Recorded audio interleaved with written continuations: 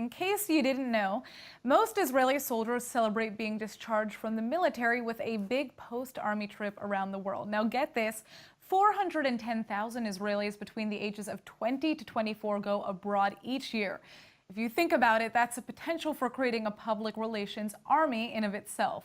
And that's where our next guest comes into the picture. Reserve Captain Eyal Biram has helped found a unique program to harness that manpower, and he's here to tell us all about it. Thank you so much for joining us, Eyal. Hello, hi. So tell us a little bit about this program that you have just started. Yeah, so actually I discharged from the military just a few months ago. And during my service, when I was an officer, me and two of my friends from a unit founded an initiative. The idea is real simple. There is a lot of 10,000 of IDF soldiers that finish in the army, and they have one big dream to travel the world, to meet people, but they are not prepared to speak about Israel. They are not prepared to know why it's so important and why it's the... Well, they probably don't even know that that's something that they're going to have to deal with when they're abroad, right? Yeah, they don't know what they are going to deal with, and they don't know what is the potential of meeting people from all over the world and giving them the, let's say, show them the nice and the beautiful faces of Israel around the world. So we set together 3 friends, and we understood that we are need to take responsibility for that situation because nobody had already taken it. And we published this, we founded and we started this program last year. We already had thousands of soldiers that already had in our program, and we are now escorting soldiers that are abroad.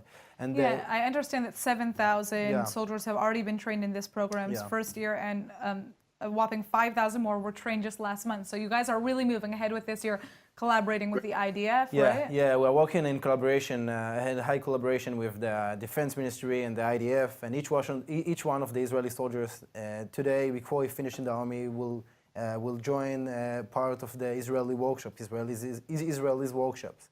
And today, when we are meeting soldiers, we are talking with them firstly about the knowledge, because they don't know, they have a lack of knowledge, why it's so important to speak about Israel.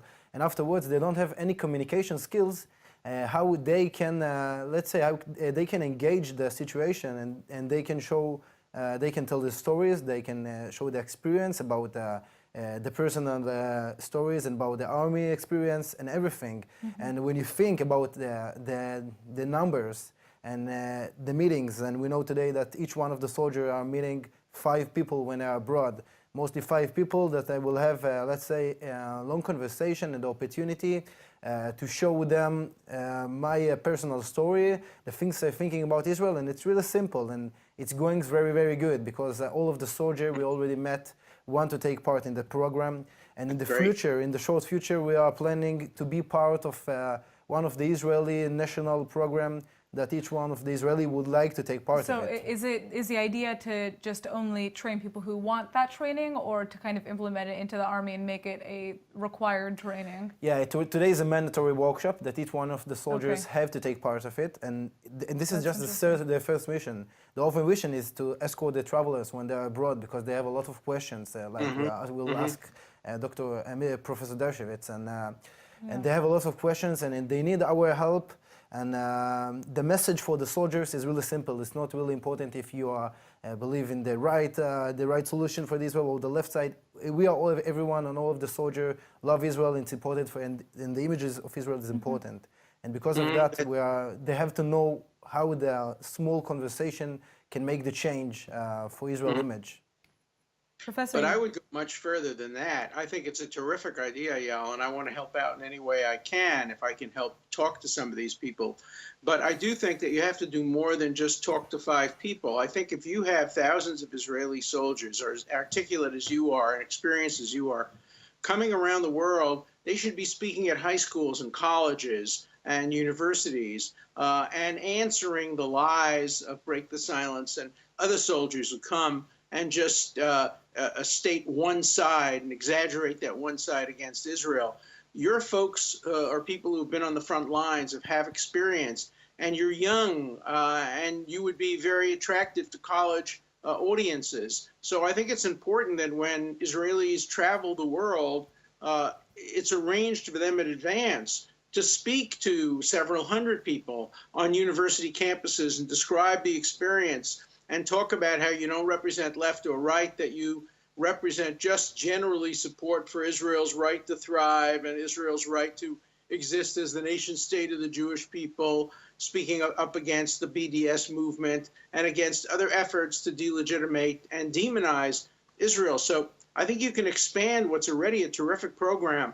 Instead of every Israeli soldier meeting 5 people, why not have every Israeli soldier meet 500 people and speak in front of them and make the case, what I call the 80% case. Don't get into the issues that divide the Israelis, get into the issues that unite the Israelis and make the common case for Israel at American universities and high schools as well. It's important to make the case in high school. And I think the folks would enjoy it very much, going from college to college and high school. It doesn't mean they should, deny them the opportunity to go out and have a good time and see parts of the world.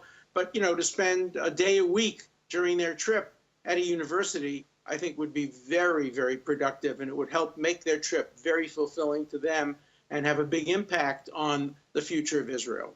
Thank you very much, Professor. And I would like that you also, your ideas are terrific, and we are planning to expand the project in the future. And today we just started with a potential, as I said, to change Israel image in the real idea, and it's not just a high, just something that really.